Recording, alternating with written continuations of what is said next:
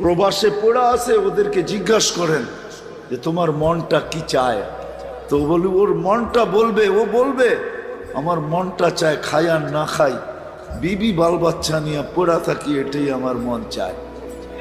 কিন্তু বাড়িওয়ালারা কি বলে, তুমি তুমি বলবো তুমি কফিনের ভিতরে আসো, তাতে কিছু আসে যায় না, কিন্তু পুরা প্রত্যেক মাসে আমাদের প্রয়োজন মিটাইতে হবে, এটাই সত্য।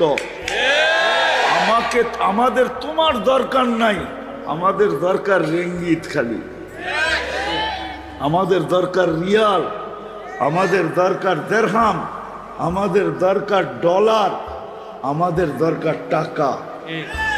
তুমি কফিনের ভিতরে আসো, তাতে কিছু আসে যায় না। রাগ হয়ে গেছে।